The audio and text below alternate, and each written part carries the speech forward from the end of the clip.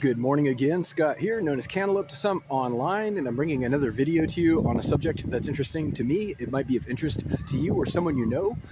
And in many of my videos, I cover or expose exploits and abuses that are common that go around so that people can empower themselves to defend themselves against it by way of understanding, recognition, and prevention, hopefully.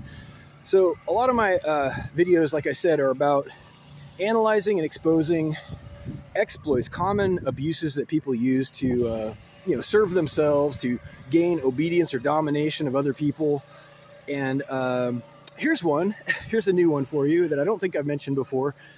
It's the custodian exploit, this custodian grift, where it has become standard practice where people have to make way, they have to yield, if you will, to custodians, literally.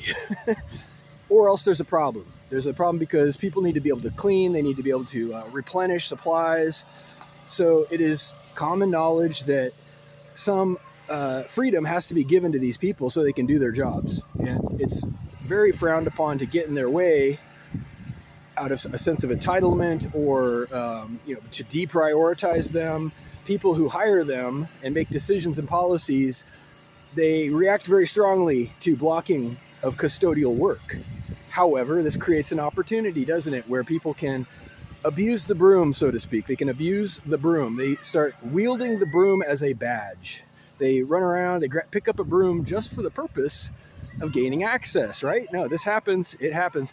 And they will actually try to use that broom figuratively, if it's a broom or whatever, their role or their they happen to, get on a schedule somehow, and then they'll chase you around with it.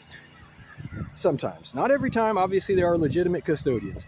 Sometimes they will use it to displace a person or to, make a comment about something without actually saying it. You see this sometimes with leaf blowers or whatever. And unfortunately, the problem isn't that they shouldn't have a complaint.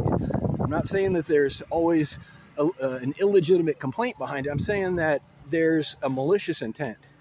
It's a person who is refusing to be committal, to be accountable for their stance or their position on something or a person or behavior, and instead they're using some kind of double speak, back channel.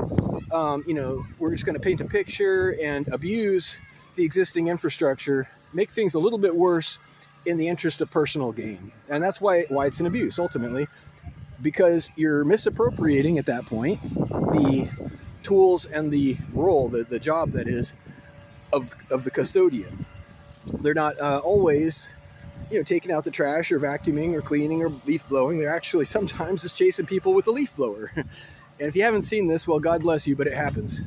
So I just want to make a note of this publicly in my video that sometimes, the broom isn't just a broom. It's a lever, and it's a tool for the disgruntled to chase you around if they don't happen to like you. And, if you have a complaint, if anybody has a complaint about something, by all means, I want to hear it. I want to hear the logic.